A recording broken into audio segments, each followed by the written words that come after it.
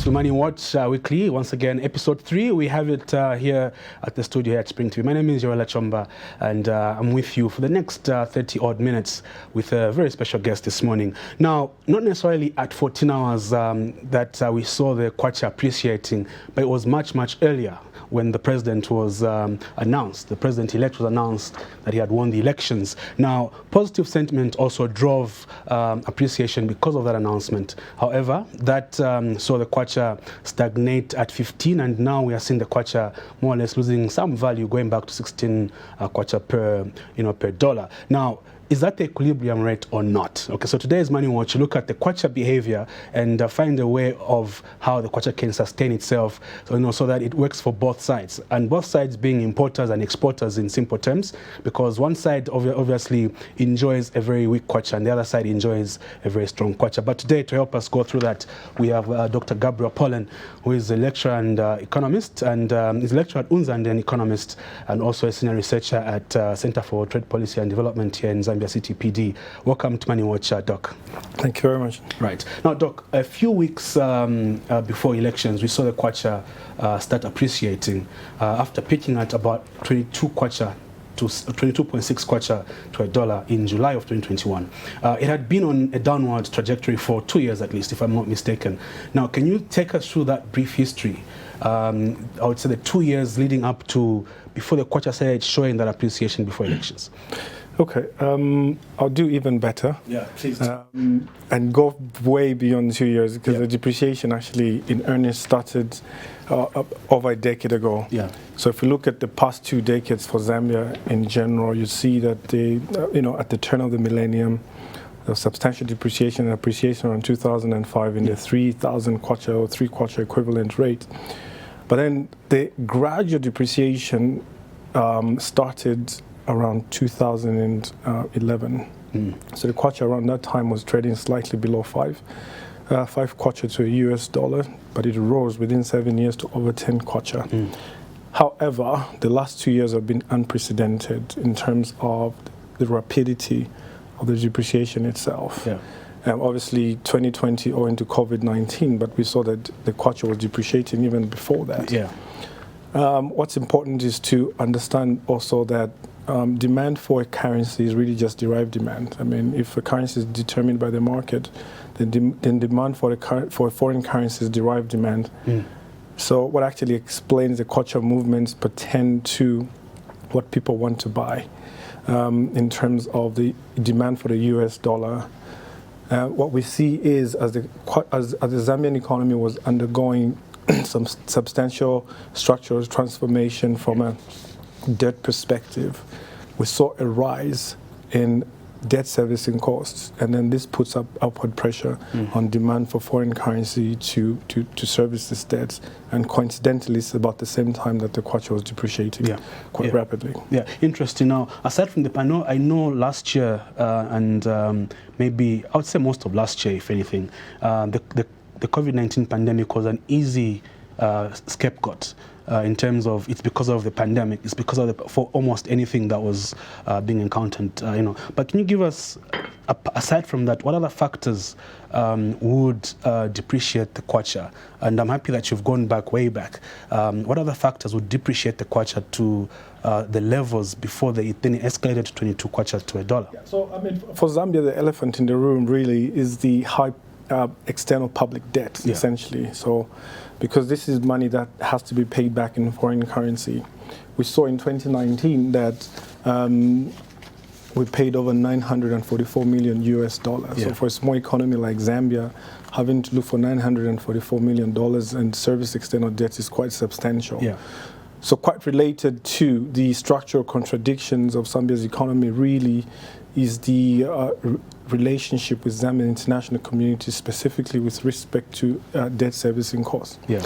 So if we want to understand essentially what's going on outside of the COVID-19 pandemic, is to really ascertain Zambia's structure of production that is largely import dependent, with exports mainly coming from copper exports. So, the copper sector isn't affected so much by the Kwacha dollar exchange rate, primarily because copper prices are quoted externally determined outside of Zambia. So Zambia's domestic dynamics do not impact upon what's really going on in the global copper market. Interesting. Now, fast forward to 2021, high copper prices, like you've mentioned, influx of offshore investors and mainly central bank intervention saw an appreciation, albeit gradual. I would say maybe end of July leading into the elections.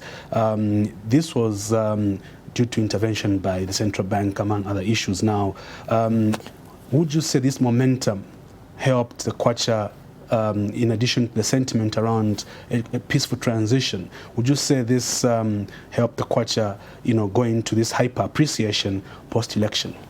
Okay, so there are some fundamental aspects, like I indicated. Demand for national currency really stems from the derived demand component, where people want to buy goods and services, and therefore they demand currencies because it's a medium of exchange. But at the same time, currency can be a store of value. So when the Kwacha depreciates, people then consider foreign currency, in this particular case, the United States dollar, as a store of value. So that's one of the ways in which people would store value. So demand for dollar went up because the Kwacha was losing value internationally, and therefore people opted. Whether or not they were importing is another question altogether, but they intended to store value into the United States dollar. Post-elections, due to change of government, there were positive sentiments indeed, and we saw from Bloomberg that the Kwacha was one of the best performing currencies in the world. Investor confidence being restored due to change of governance structures and the leadership administratively. So even Zambians who bought dollars at that time anticipated an appreciation of the Kwacha and started offloading dollars. So these are people who are now buying dollars as a store of value. They were throwing the dollars back on the market because of favorable conditions going forward. Now in its performance, the local currency went as high as 15 Kwacha to a dollar. Then the past few days it's lost some gains, and it's now about 16 Kwachas of yesterday because of business.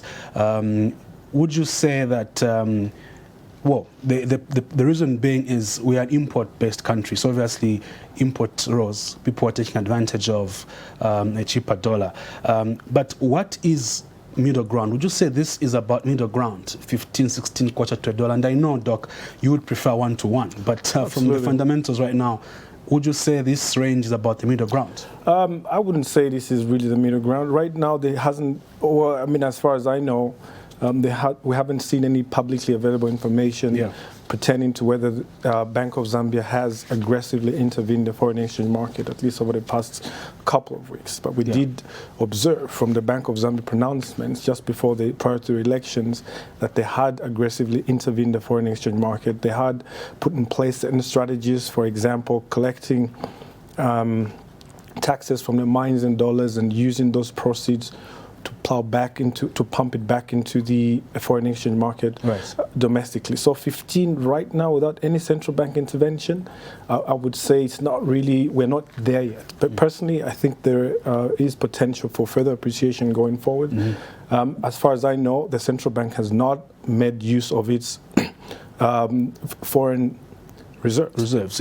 We know the central bank governor announced very recently that we have over 5 months of import cover. Now, this is unprecedented for Zambia over the past decade or so, because our import cover has been fluctuating around 2.3 months and so forth. So to have 5 months import cover, 2.9 billion is really fortuitous for the new administration. Interesting. Now, you carried out an online poll recently on the levels of the Kwacha. What were your findings? Okay, so the poll was really just out of interest, trying to kind of get input from different people in terms of what their views are concerning the appreciation of the Kwacha. So on my LinkedIn account, I carried out the poll. I had over 15,000 views, 773 votes, and over 70 comments. So these were really interesting comments from two sides of the argument, those for the Kwacha agreement. And the overwhelming majority, around 83%, were for a stronger Kwacha.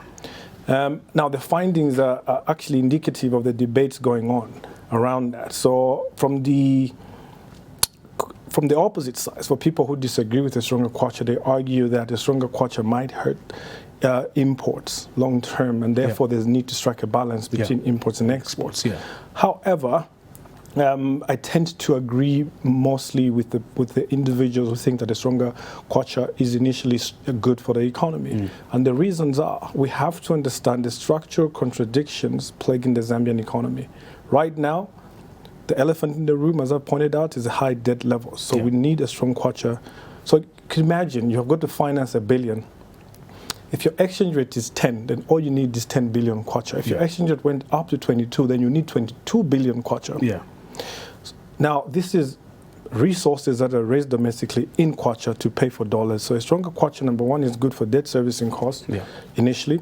But also, even when you look at our structural production, we see that our local manufacturing is also highly import dependent, including agriculture, high intensive commercial agriculture is also highly import dependent from the point of view of plant and equipment.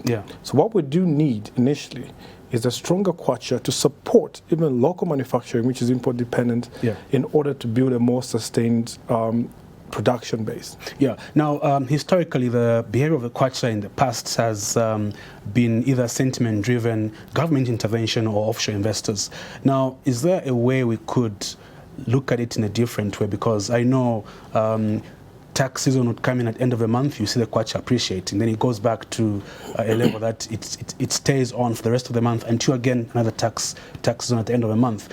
What, in your view, will be the best scenario for the kwacha to sustain its levels? So obviously, and how can we, aside from interventions where the central bank just throws dollars on the market, what is the ideal scenario for, from your expertise? So there are different types of exchange rate regimes. I know in Zambia right now we follow what is called a managed float. So by and large, the central bank would allow the kwacha dollar exchange rate to be determined by the market with supply and demand considerations, and only intervene in instances that the kwacha really runs amok, in instances when the kwacha really gets out of the bounds that so by and large, I think we should allow the markets to operate unrestrained and intervene only when it's necessary. Now the question is, when does it become necessary? We saw around 222.8 wages were depressed, Zambian salaries weren't going up as much as the rate of the depreciation, and ultimately it means businesses were being hurt, and then there was a pass-through effect into domestic prices from the depreciation itself.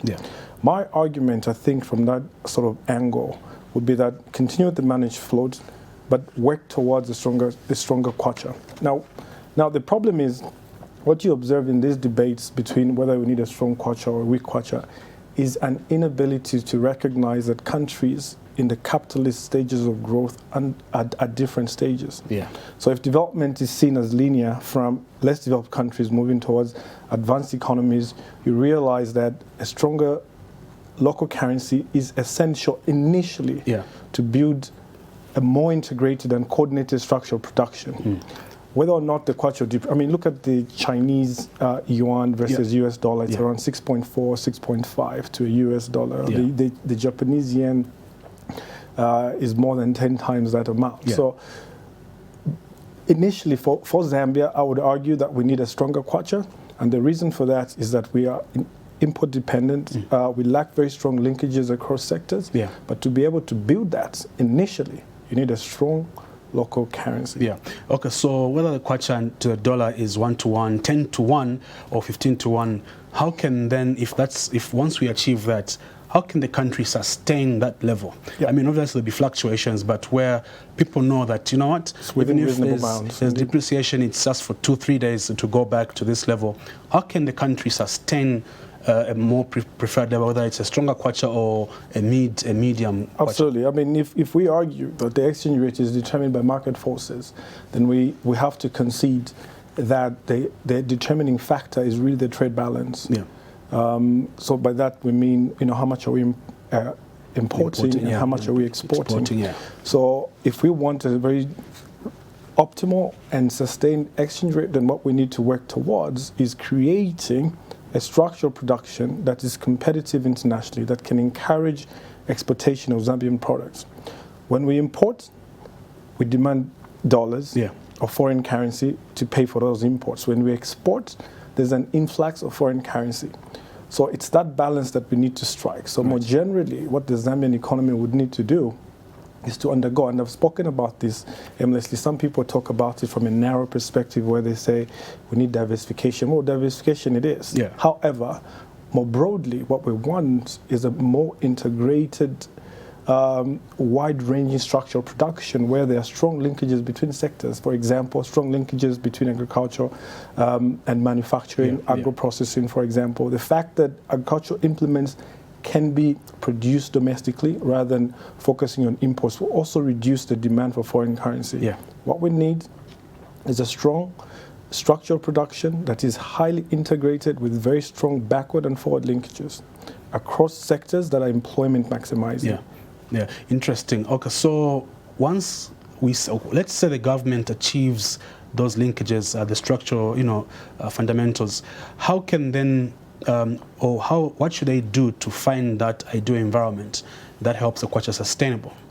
So now this is obviously a very complex question, but I think just to bring it down to bite-sized perspicacity, what we could argue is first we need to bring about macroeconomic stability that will help businesses operate in a conducive environment. And by macroeconomic stability, we mean we need a stable exchange rate that is bereft of adverse volatility. We also need to factor in issues of inflation, obviously, so businesses can predict what their revenue would be and so forth. So once we've attained macroeconomic stability, then it becomes easier for businesses to operate competitively.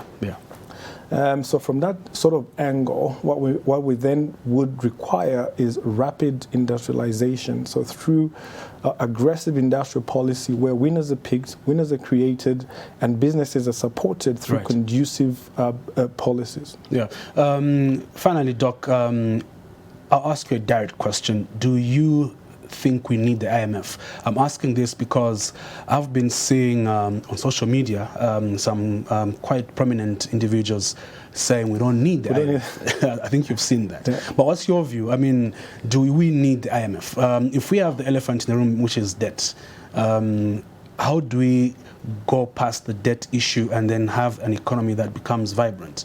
Do we need the IMF? So first of all, before we even go towards asking questions on whether we need the IMF or not, let's go back to the composition of our public budget, the national budget itself. It's 119 billion for 2021, and 27 billion is going towards debt servicing. But then if we look at the revenue side, we still have over a fifth coming from external sources. So in other words, we have to continue borrowing in order to pay back debt. But then the IMF, whether we need the IMF or not, is really speculative at this point. Because first of all, what is the IMF asking for? I haven't seen any solid plan, but we can also anticipate, based upon the neoliberal reforms that the IMF has advanced over the past 30 years, starting from around 1990, where they moved towards privatization, liberalization, and market-based policies, and all these kinds of conditionalities around austerity and so forth. However, the IMF does provide concessional loans, quite apart from the commercial loans that we've incurred. And we saw in 2005 when Zambia attained the Highly Indebted Poor Countries Initiative, that it was because of the Bretton Woods institution that we enjoyed debt forgiveness. Now, with that type of a concessional debt complex, and it means that we have to pay back everything. So whether Zambia needs the IMF or not depends upon, number one, what are the alternatives? Number two, what exactly is the IMF asking us to do? So I think it's ill-suited to start making pronouncements concerning whether Zambia needs the IMF or not without necessarily understanding the exact dynamics of what the IMF deal implies. From one side, some would argue that the IMF is essential in order to boost investor confidence in a country, and also more finances are willing to come on the table if you have an IMF deal. But on the other hand, you have people arguing that IMF-type conditionalities tend to hurt developing countries because austerity, for example, means that developing countries won't be spending in social sectors, and therefore poorer people get to be disadvantaged for those kinds of policies. Yep. However, what is being asked for right now, or how can you translate those policies into inclusive growth, is what we should be asking. Right, interesting. I guess it's a tough position for the government, but they have said that they're going to engage the IMF as well as debt.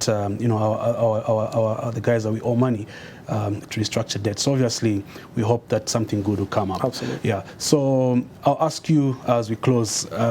Just came up. So far, you're happy with the Ministry of Finance? I haven't seen any serious. I haven't seen any policy pronouncements as of now. So there's really nothing for me to comment on concerning whether or not this implies a critical departure from the previous administration. Yeah. However, the fact that the Ministry of Finance has shown some kind of confidence for the international community is a good thing. Yeah. We saw the IMF resident representative paying a courtesy call to the new Minister of Finance. So that's a good thing for the country in the sense that the international financiers are willing to engage Zambia on a very cordial and intellectual space. Yeah, right. We'll be waiting to see what happens. But that brings us to the end of this manual. Thanks a lot, Doc. Cheers. Thank you so much for having me. Well, the Kwacha needs to leverage more on a functioning and vibrant economy than just sentiment and central bank intervention. But let's hope the new regime has something up its sleeve. Otherwise, that's it from me here at Spring TV on this week's Money Watch. See you next week.